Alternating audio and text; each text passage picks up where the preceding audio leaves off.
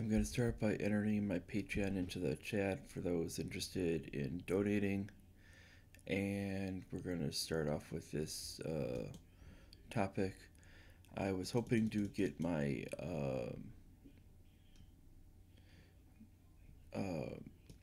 podcast of about cryptocurrency in before I launched this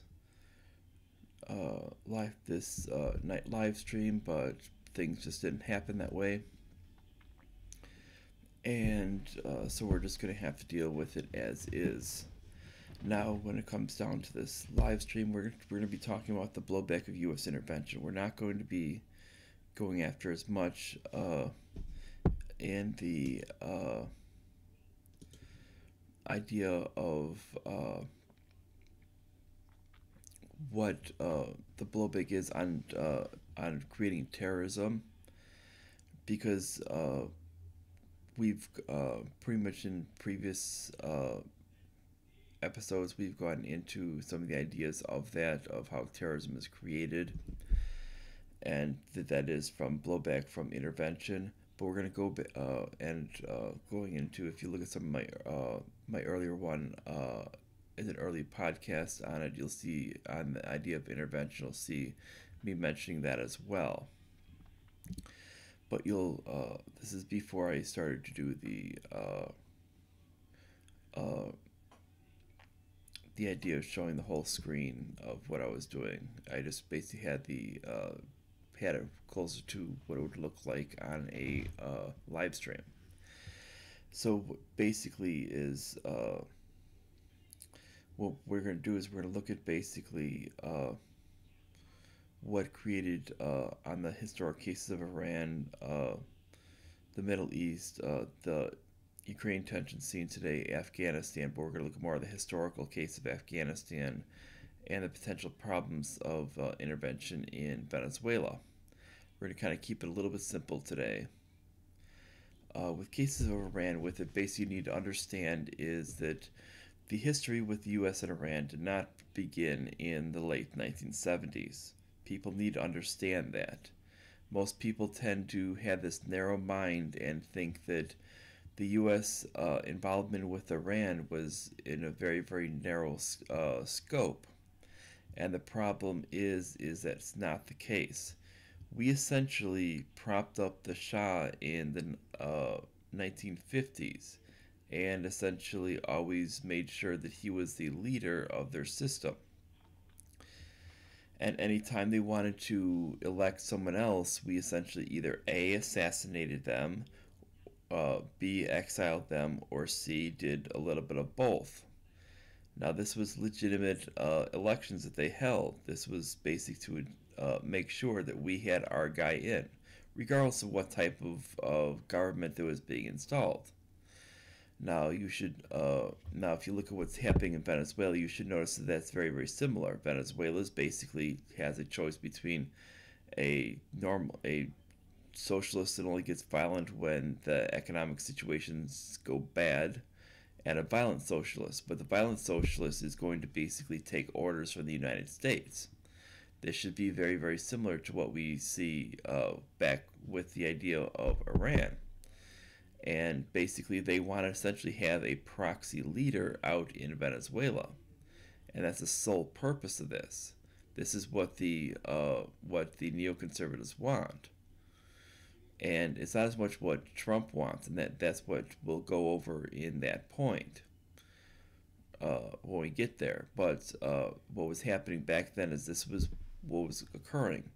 Well, eventually what happened was we had the hostage crisis because we were intervening and making sure that they were not allowed to elect their own leaders, and essentially an exiled Ayatollah came back and took power, and they had the hostage crisis, eventually kicking out, eventually when the hostage crisis was talked down, they kicked out all of our people, and that created a great deal of tensions.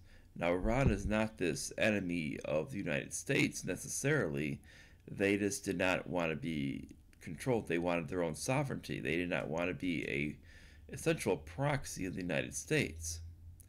Now, what we did in the actual meantime is we end up creating a situation where we became friends with a country that was right next door. This would be Iraq.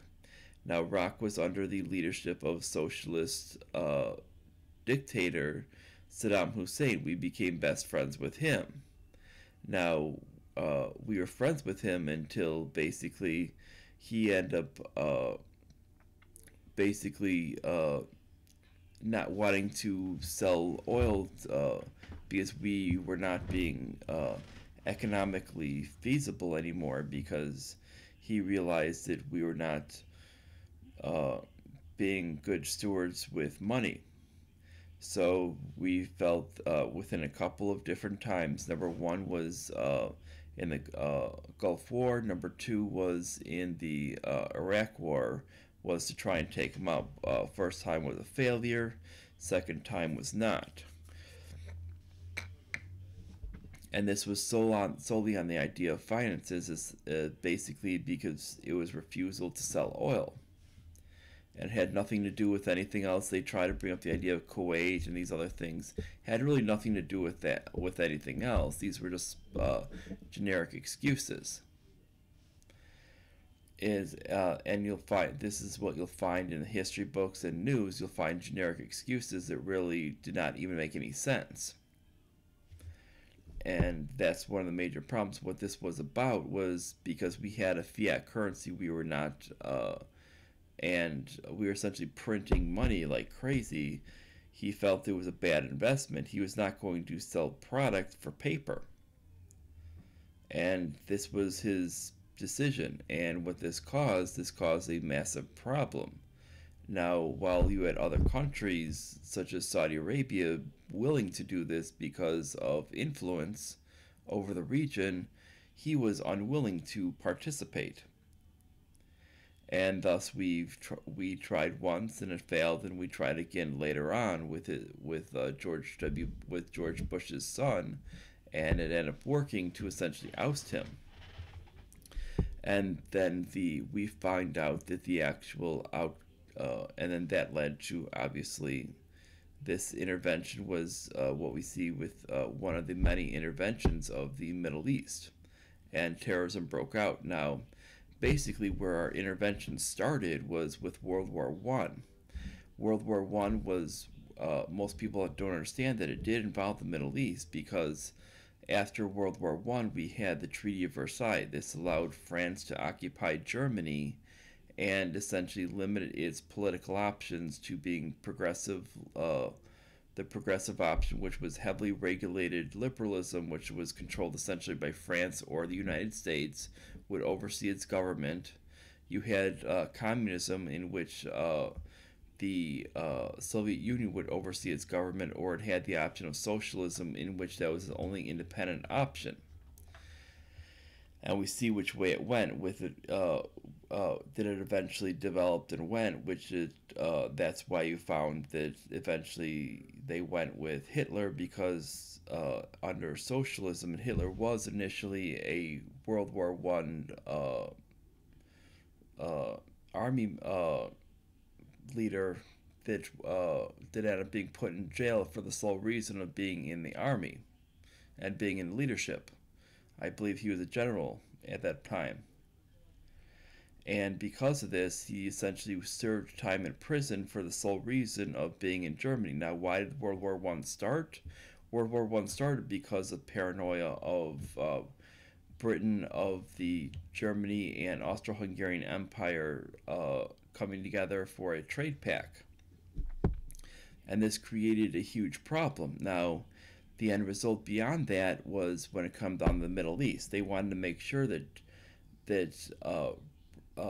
Russia at this time, it had not become the Soviet Union yet, right before this time, but right after it did, because the Bolshevik Revolution had occurred. So what ended up occurring was they ended up basically establishing so that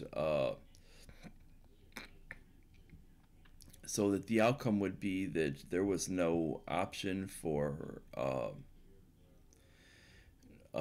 Russia to have relations with the Middle East, they would essentially carve it up and say, we're going to take some of it, the United Kingdom's going to take some of it, the other some's going to be basically ownership of the France, and the leftover bit is going to basically be the Persian Empire, which had land stolen from it, and the rest of it was going to essentially be the the essential Ottoman Empire, which was essentially mostly Saudi Arabia and Turkey, and that was essentially what the Middle East was. Now, what we need to understand is that what this land was essentially doing was it gave the Brits a way to throw away the Eastern European immigrants from areas like Whitechapel. And these were Eastern European Jews. They were able to toss them down into what they felt as useless land down in the Middle East, and they could just throw out the Palestinian people who were on this, what they figured useless land, throw them out, and basically call this land Israel. Now, what this caused, and since the U.S. was participating in all of this, this was essentially because we were one of the people that was agreeing and helping go along with this Treaty of Versailles, we were essentially creating a carve up of the Middle East. This created this whole system in which we caused all of this conflict, this future conflict that was going to blow up like nobody's business. Now, when we look at the what ended up occurring from this is basically every Middle Eastern conflict that we know to this day has been caused by the Treaty of Versailles. Now, what do we have from things outside of it? Now, you're probably also going to ask about other things outside the realm. Was probably Afghanistan. Now, that's another thing with it. Now, we're not going to talk about Afghanistan in the more modern sense. We're going to be talking about the original sense. Now, this is going to fall back into United States foreign policy. Now to actually go after the Russians when they were the Soviet Union, we decided to arm the Mujahideen to go after them and essentially, and the Taliban to take over control of the area of Afghanistan, because we believed that the Soviet Union was this big, huge threat. Now, who was this leader of this Mujahideen? Well, Osama bin Laden. We decided to arm Osama bin Laden with a bunch of weapons because we thought it would be a good idea because we didn't like the Soviet Union. This is under Carter. And we thought there's nothing that could possibly go wrong. Well, if you look at basically what happened on 9/11, well, the exact same, what happened with that is essentially he came back and his group attacked us. And we actually had intelligence in advance from the Russians that basically that this group was going to attack us. They were now known as Al-Qaeda. And they changed from the Mujahideen to Al-Qaeda.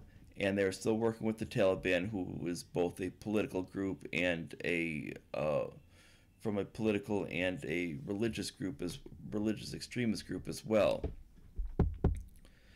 Now we see that. Now we need to also look at the idea of the points of Ukraine. Now we're not going to look at Ukraine from a historical idea. We're going to look at Ukraine within the last, I would say, probably 5-6 years. We're going to look on the idea of Crimea, and we're going to look at the idea of us trying to oust their previous leader. Now, we try to oust the previous leader because we want Ukraine in the NATO. We want Ukraine in NATO. The previous leader is too close to Russia and has an actual cushy relationship with Russia. So we basically send in our people to make sure that we basically chase this guy off to Russia. We install our leader, who is basically a neo-Nazi. We basically make sure that then there becomes a huge fight because this guy's a neo-Nazi, and people in Crimea go, we're a huge percentage of Jewish people. We don't like neo-Nazis. It's against our actual interest to do this, and we don't like that, and it's basically a threat to our actual ability to live, to have this leader represent us. So we are going to have a vote and say we want to live as part of Russia, and we're actually ethnically Russian anyway, so we're going to declare this as we're being part of Russia. Now, what they do essentially is they try to stoke the fires, and they try to get the U.S. to intervene any more so, and try to claim that they're part of Ukraine, even though that Crimea is not even connected to the Crimea is not even connected to Ukraine at all. It's actually has more in common with Russia than anything else. They use tactics of trying to antagonize Russia as well to create these problems. Now, what we're seeing today which is happening, is the people of Ukraine are actually out in Kiev, and they're actually asking for the leader to be ousted for corruption. Now, this is the actual leader that was actually appointed by the West because he was pro-NATO. And this is solely why he was appointed, why the other leader was thrown out. The other leader was not thrown out for corruption. The other leader was thrown out solely because he opposed NATO. And that was the only reason why. He was actually essentially the NATO countries were using threats to essentially get him out. And they said, how dare you actually be pro-Russia and actually want to have a relationship with Russia instead of having a relationship with these NATO countries. Meanwhile, if you look actually a map of Europe and the crossover from Europe to Asia, you'll see that really Ukraine has really no relationship with Europe at all. It's closer to Russia as well. When we look at the issues, is the people are more ethnically close to Russia, so they should be more apt to have either say A, independent, or B, have a relationship with Russia. They would not be likely to have a relationship with NATO and antagonize Russia. Now, the reason why NATO wants them is because it gets them closer to the Russian border, and they want as much on that Russian border. If you actually look at a map of Europe, you'll actually see this,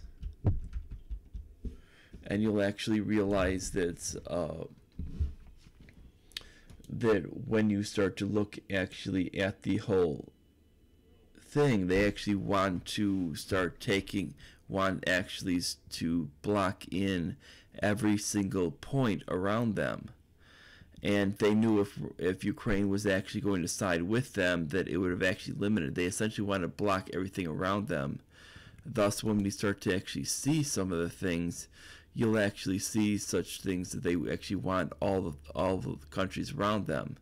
They're even talking like areas like they want countries. They'll have countries like Turkey in NATO. Turkey's really closer to the Middle East and has more in common with some of these Middle Eastern countries, more Asian type of background than anything else. It really isn't European. And when you start to go more Eastern European, they have more in common with Russia than anything else. Especially when you start to go with these Eastern European blocks.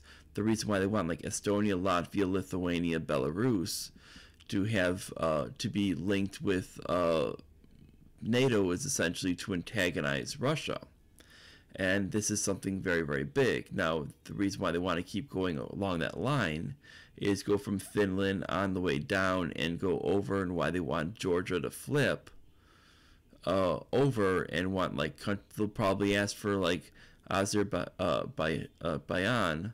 as well and try to even get all these countries, even like Armenia, to actually add to it, is because they want to essentially create this circle around Russia on the European side, and that's the sole purpose.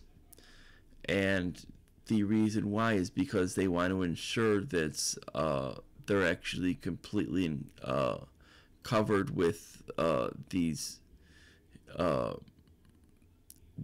actual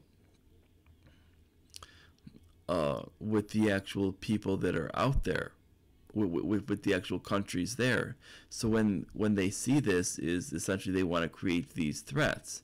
Now, obviously, if you're talking like as far as like Poland, Romania, Hungary, Slovenia, Czech Republic, those out there, that's fine with it. But the fact is the reason why they want these touching countries is so they can get right up on the Russian border, and that's why they want this. And this is basically to antagonize and engage in a fight, and basically blame Russia for any type of thing that goes on. Now, they're essentially going right on the actual border of the country.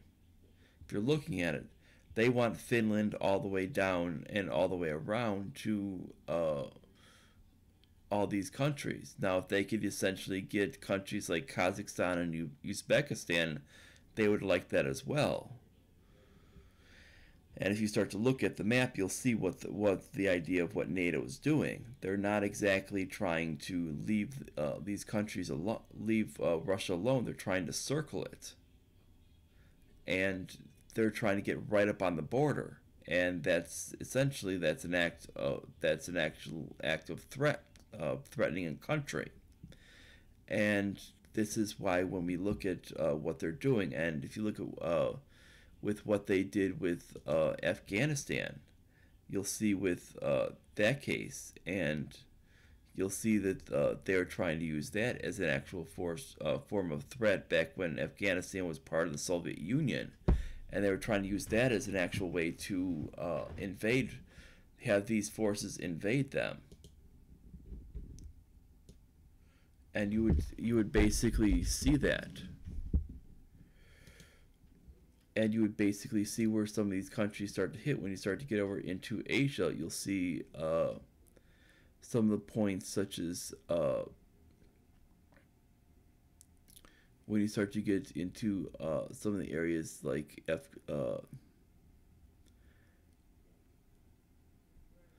going into Afghanistan, because when you had some of the areas like Kazakhstan and Uzbekistan, Turkmenistan, Afghanistan, some of the areas down here with it used to be part of the Soviet Union as well, and it used to continue over as well. And some of these republics used to touch, and that used to be what was part of the Soviet Union. So you used to have all these ones until you get down to Pakistan. Pakistan was not part of it. So you would see all this area with it, and then going over where you see Mongolia. Mongolia was not part of it either. So when you see all this land, you would see all that area that would be part of the Soviet Union, and that you could see that frankly it was meant to antagonize. And this is why when you get these things with it, you're going to get a massive amount of blowback. So when you do these things, you'll see that when we look at these maps, you'll see that when we've done these interventions through these things, you'll see that such areas like Uzbekistan, we've actually had people come into our country from these areas, and we've actually had instances from these areas where there's been a lot of terrorism. Even out in the realm with it, we can actually see that that's actually been an actual problematic area. When we're talking about some of the problematic areas, it's not as much about the Middle East. It's become more in the points of Central Asia, from Pakistan, Afghanistan, Turkmenistan, Uzbekistan, and Kazakhstan, have actually been this kind of area that's been problematic. It's less of a problem from the Middle East. Now, yes, there's been problems with what's migrated into Europe, but that's less of an issue. And you can say that there's been some of the problems with like Chechnya uh, into Russia, but that's also a problem as well. But that's part of Russia as well, and that kind of goes down into the realm into the actual physical pieces of of what was initially the Soviet Union. And if you start to go with all these pieces, you can actually see that that by trying to essentially radicalize these people to go against them, that we've essentially created more future terrorism. Now, when we look at we need to look at the case of Venezuela. Now, Venezuela, we've seen this recent commercial drone attack that's is likely from a Guaido supporter, because we're not going to see it from. It's not likely from a third party, because the only third party we've actually seen is people holding up like Ron Paul signs, and it's not likely from an actual other party with it. It's not likely because the only people that have actually stated that they want to use violence to overthrow the president has been Guaido's party. Guaido's party is actually filled with violent socialists. Guaido's actually stated that he wants to use violence to overthrow Maduro. He's actually threatened it, and even though he's tried to come out in support against it and say, oh, we shouldn't use this. It's hard to it's hard to take him at his word now when he's actually in the past stated that he wants to use violence. The only reason why he's actually come against it recently is because the fact is I think with the showing of that his supporters have been shown blowing up the humanitarian aid truck and some of the other things like that, I think that he wants to kind of reestablish his image and realize that his image is going to be killed if he keeps going down that road. Now, it's shown that basically that this whole thing of blowback actually happens with intervention, because you always find the excuse with the intervention is we didn't do it right, and this is always what the excuse is oh, it wasn't done right. Well, there is no done right when we have intervention, and we need to understand this is intervention is always wrong, because you're invading someone's sovereign nation and eliminating them to have their own decisions and how to run their own country. And even though they're making a stupid decision to begin with, let them do it. And a lot of times you're basically talking, it's the same decision in either way. I mean, Venezuela is a great example of it. It's socialism or socialism. The only difference is we're controlling the socialists, and basically it looks like we're trying to recreate what we created in the problem with Iran, and we're just repeating history. Thus, why we study history. We study actually accurate history so we do not repeat it. But when we're talking about these people who believe in a liberal foreign policy perspective, they don't study history. They don't actually learn from their past mistakes because they're none too bright. When you have people like John Bolton, when you have people like Mike Pompeo, when you have people like Gina Haspel, and Bill Kristol, and I mean the list goes on and on and on. And these people like little Marco Rubio, they just don't understand what actual blowback is, and they just don't understand what ends up happening from these events, and they don't learn from what it actually occurs. Their automatic excuse is, oh, we didn't do it right. Now, instead of saying we didn't do it right, they should basically be stating that it was the wrong idea to be doing in the first place. And that's why we need to understand this, and that's why we go to the idea of looking actually at the maps, understanding what actually was originally there, and understanding that if you intervene in these areas, it's not going to be ideal in any case. you're basically rolling the dice, and you're never going to get an actual outcome that's going to be predictable. You're never going to have a predictable outcome because of what you're doing. You're basically trying to overthrow a leader. Once you overthrow a leader, you're basically saying, let's see what happens. And you're never going to be able to put into another system, because the fact is you don't know what that next leader is going to be like, regardless of what he tells you.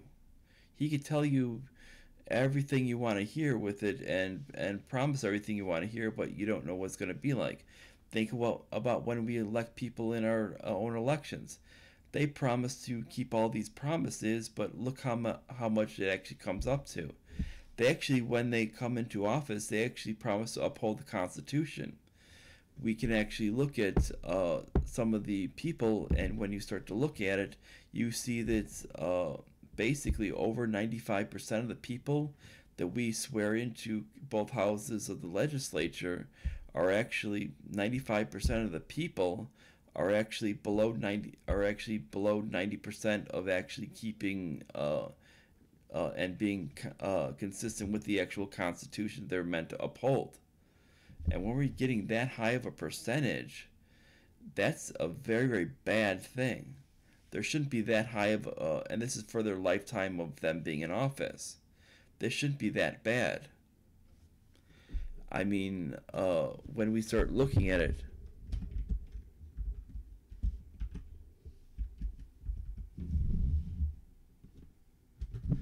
I mean,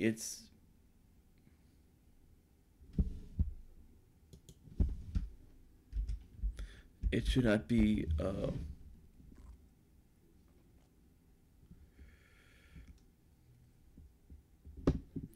I mean, it should not be.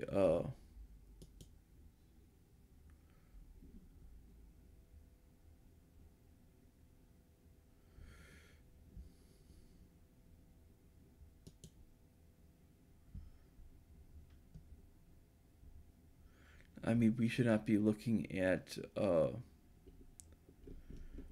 idea of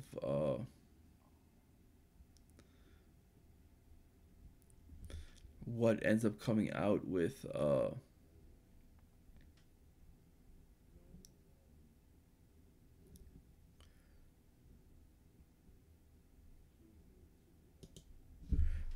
with when we're looking at the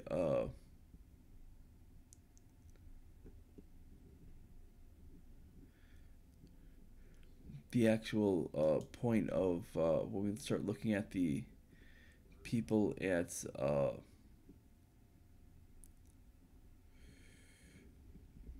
when we start looking at the actual people who are actually in Congress, and you'll actually see the actual ratings of some of the people, you'll actually see that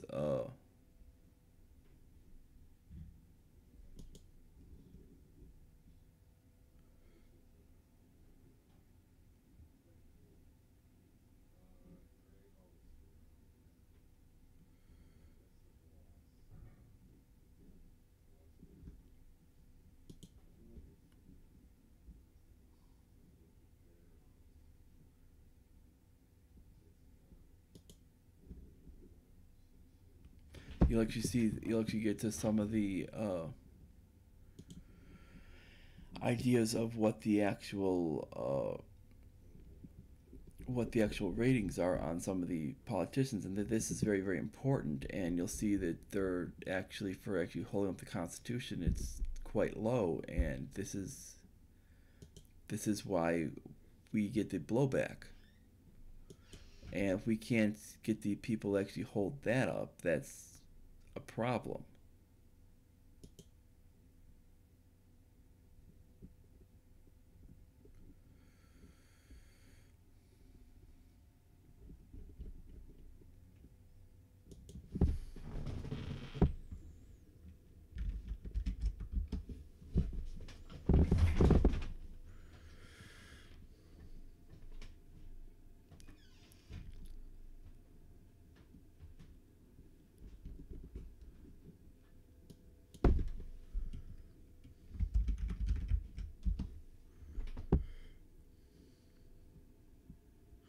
and it's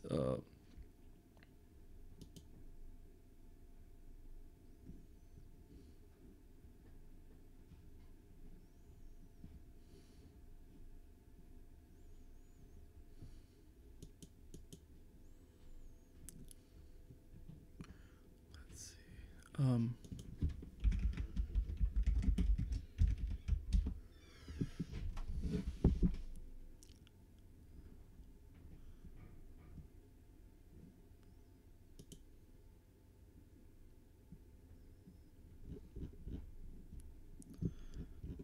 Yeah, if we get to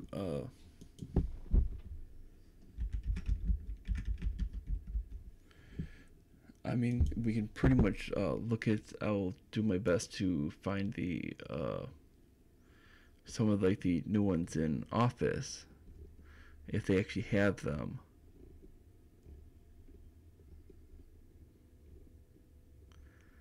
But this will give you an idea of some of the new people out there, just to show you with some of the people being sworn in.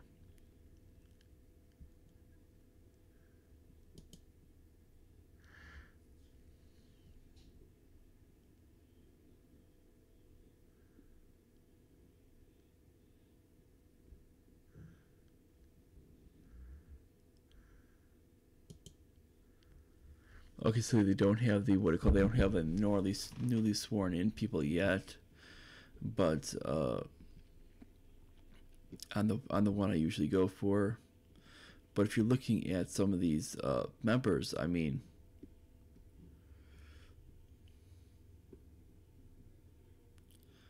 out of the current status with it is the best California has to offer is Tom McClintock.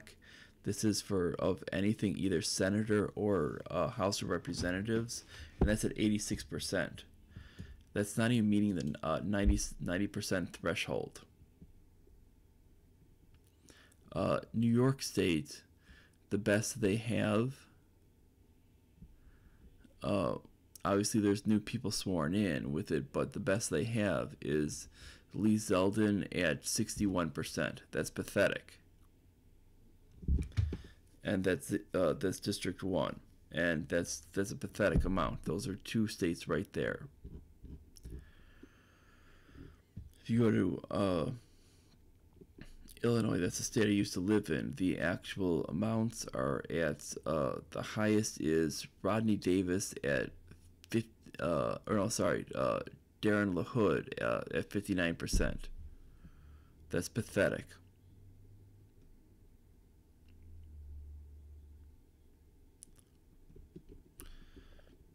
And when you start to look at these things, I mean, people tend to talk about how great people love, on the left side, people love Kamala Harris. You want to know her percentage? 24%. I mean, and this is someone who should be much higher than that. If you go out to New Jersey, people are talking about how great Cory Booker is. You'll love this one with it. Cory Booker's at 17%. I mean, this is just for basically all you're doing is you're just basically taking the idea of actually just defending the Constitution. That's all you have to do. And it's the actual rule book for actually your damn job. And this is why when we were talking about the actual case of blowback of US intervention, if we actually have a legislature that doesn't do their actual job, I mean, you can't exactly be very, very, very, very hopeful that we're going to get anywhere out of these states.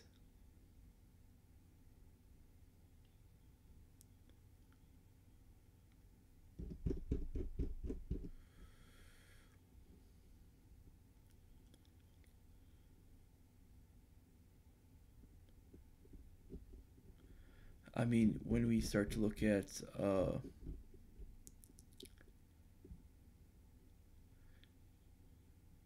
Maryland, Elijah Cummings, 22%. We go to, obviously, you want to go to California. Let's go to Feinstein, 13%. We go to Nancy Pelosi. Let's go to Maxine Waters, 28%.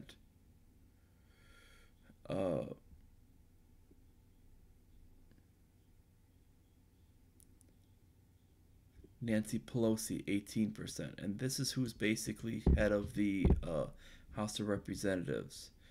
You go back to Maryland, and you go to that's her second in command with Steny Hoyer, and he's at 16%.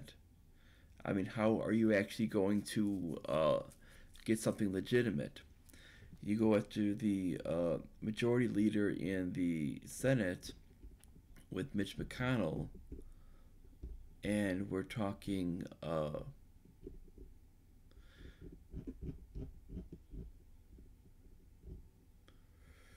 and he's only at a whopping 60%. Basically, they have Kentucky has two members that are reliable. Rand Paul, 94%, Thomas Massey, 99%. Those are the only two members that are reliable in those only two 90+% members in the state. If you start to look at state by state, you're going to notice there's not many. Alabama has 0 members of 90+%. Alaska, 0.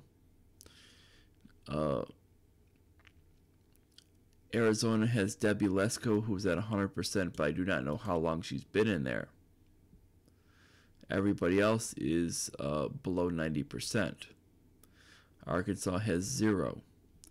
California, as we discussed, has 0. Colorado has 0. Connecticut has 0. Connecticut matches at John Larson's at the top. Yeah, I think Richard Blumenthal is at 14%.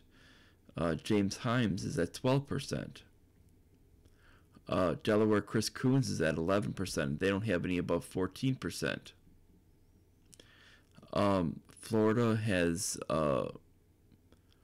Florida has nobody at 90%. You have Marco Rubio at 72%. He's Mr. I want to bomb everything.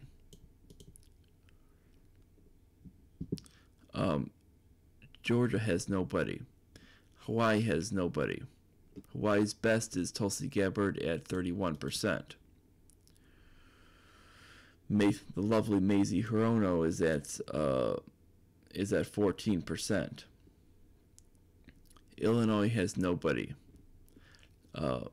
Indiana has nobody. Iowa, nobody. Kansas, nobody. Kentucky, we've already stated, has 2 of 90% or better. Louisiana, nobody. Maine, nobody. Maryland, nobody. Andy Harris at 76% is the best. Massachusetts, nobody. Catherine Clark at 29% is the best. That's pathetic. Michigan has one person, Justin Amash. The second best in the state is Bill Huizenga at 65%. That's pathetic. Minnesota, nobody. You have Amy Klobuchar is at a whopping 10%. That's embarrassing. Mississippi, nobody.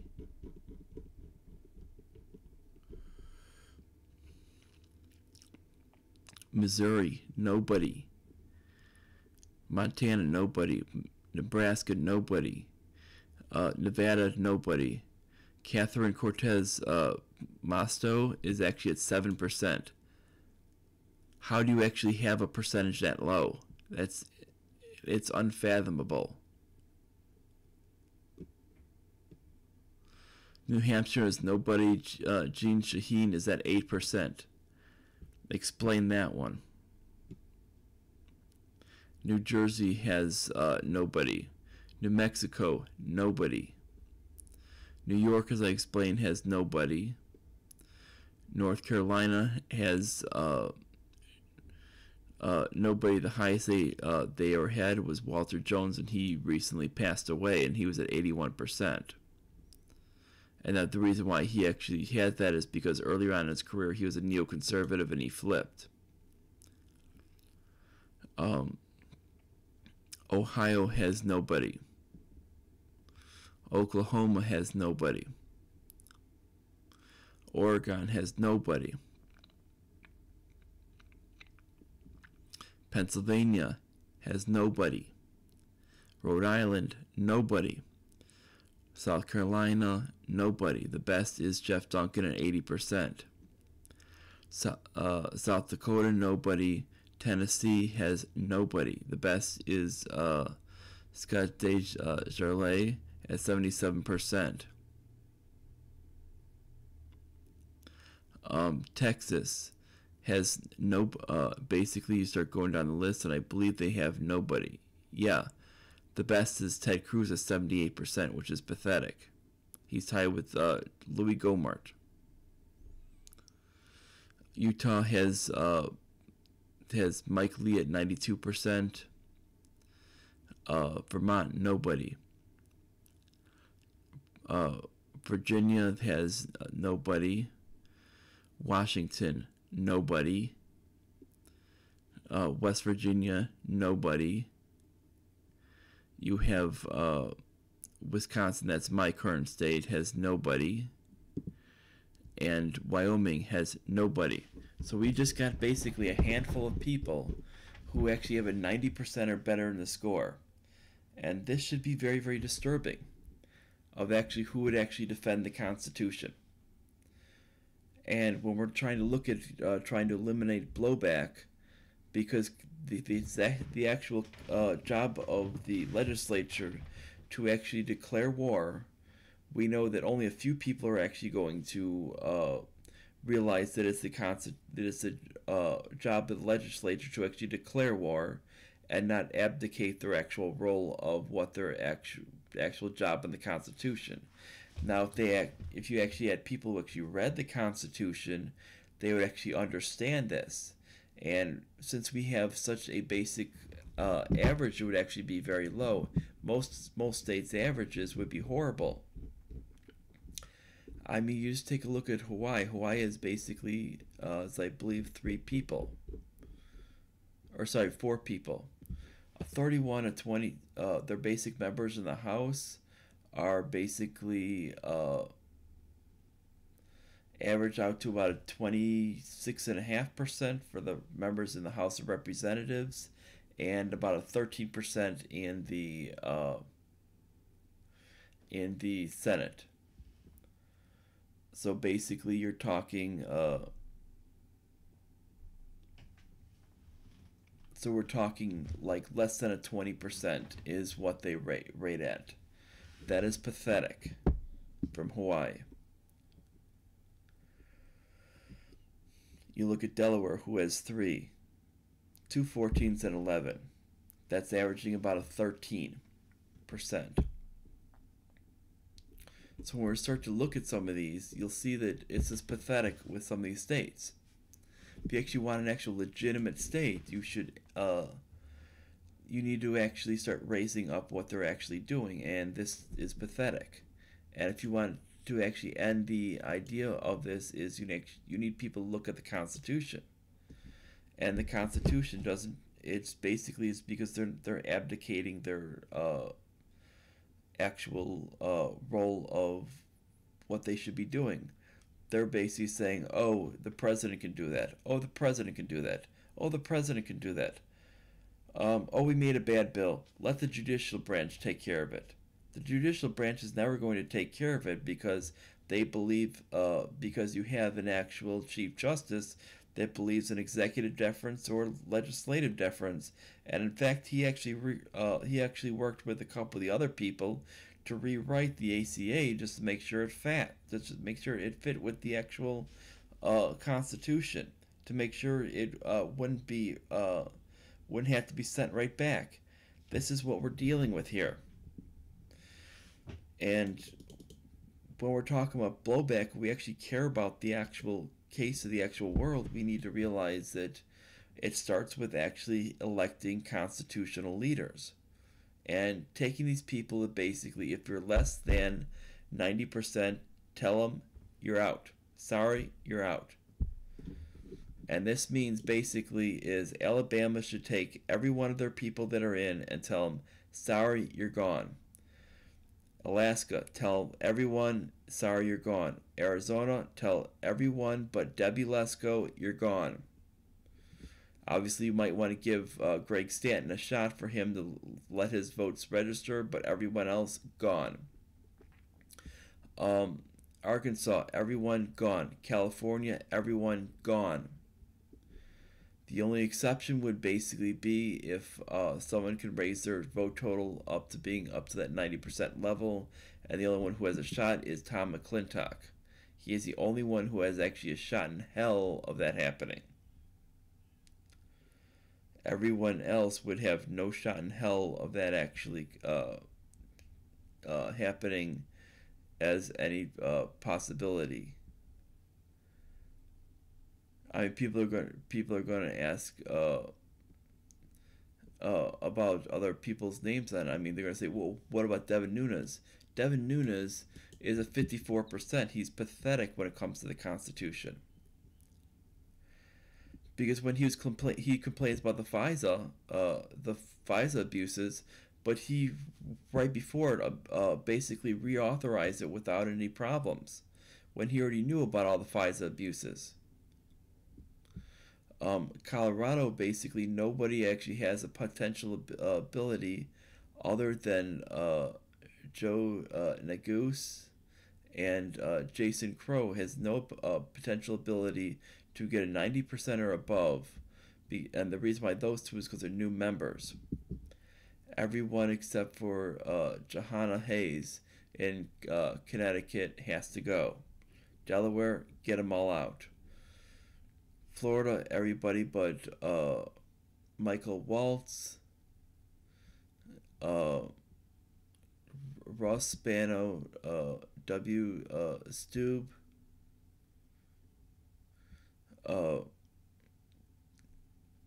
Debbie Mercosel Powell, Donna Shalala basically have a shot to actually prove themselves. And then when it comes down to other people is there'd be nobody except for Bill Posey who would really have a shot to actually develop himself up to a 90 because he's only 6% back. Georgia, everybody needs to go from Georgia because the highest is actually a 70%, and that means that nobody has a shot in hell of actually getting up high enough. The only thing is Lucy McBath would actually have a shot of doing because she's a new member. Everyone else needs to go, and no excuse of saying, but I'm and fill in the blank X, because it's about your job. Russ Fulcher from Idaho would have a shot because he's a new member. Everyone else needs to go. When it comes to Illinois, guess what? Everyone needs to go because if you're that low, if you're basically at 59% is the top of the echelon, then you're pretty damn bad. I mean, when we're talking like Adam Kinzinger portrays himself as an actual conservative, yet he's barely above 50% at 53%. He needs to actually portray himself as actually following the Constitution, and not just barely above half the time. Because you can't just say, well, it doesn't apply to me the other half. Indiana, beyond James Byard and Greg Pence, everyone else needs to go because no one's going to be plausible to make it. And if you keep going down state by state, you're going to realize that unless you're basically 80 or above and have a shot of actually making it, guess what? You need to go.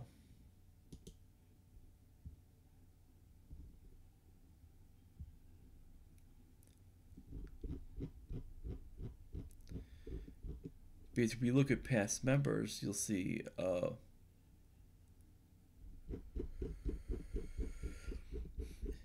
in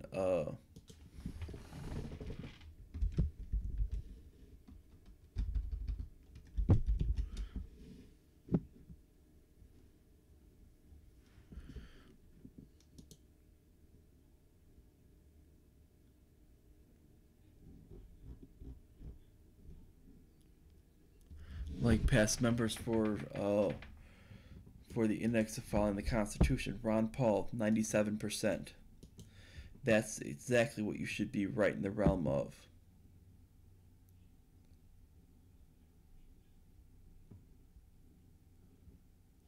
The lowest he ever fell in a single year for his actual single year Congress was at 90%.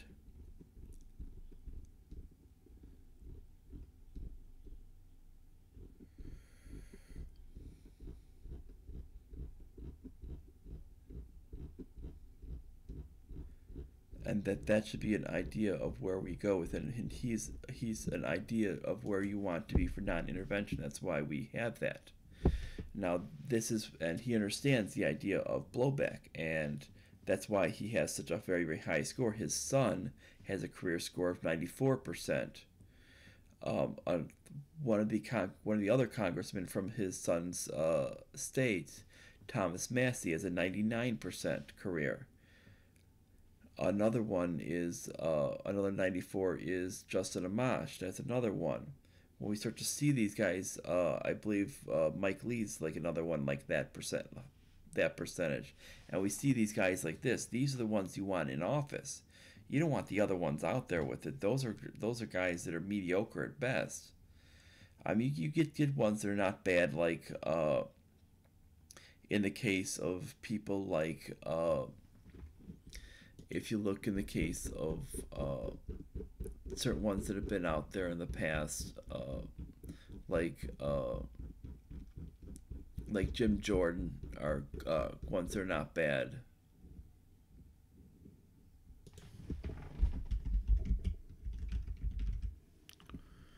And his numbers probably will reflect being not too bad, I would assume. 80%. See, right there, if he works up, he can actually be quite good. Where his numbers previous on were actually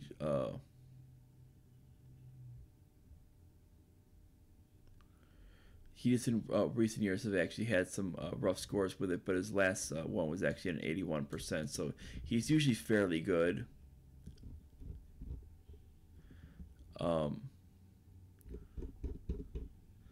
He's usually a fairly good voter with it, but if he works up, he can actually get to be pretty good. And this is where we get at, and that's what we need to understand. Now when it comes down to the blowback, this is when we get some of these guys like this that at least are at 80%. I mean, 80% is not a high bar. And these can at least get guys, these can at least stop this idea of intervention and at least take back the idea of what your point of view should be for what Congress's role should be in the world. And this can at least end this intervention, because we see what's actually happened in the history of their country. And you can actually see that when we start doing this intervention and adding more money to the defense, just like adding more money to the education budget, doesn't solve the problem. You're just basically making the problem worse. You need to actually get to the actual core of the actual problem and solve it, and not just basically make things worse. Now, if you like this discussion, I know it's kind of gone to a lot of different realms on this discussion, when many people might have thought this was going to be a little bit short, but it's because it does focus on some areas that are very, very important. But if you like this, like, subscribe, click the notification bell, make sure that you share it all the way around. Check out my Patreon page. It'll give you some information on me and where to go, what stuff goes to, and that there will be contests in the future for the $50 and $100 levels. Once I reach a certain level of people on those, for 50 will be Roman silver coin, 100 will be the gold Byzantine coin, and that's about it. And I will see you guys a little bit. I will see you guys tomorrow. Once I finish this, I will be uploading the regular podcast one right after this video. That's about everything for the day, and bye everyone.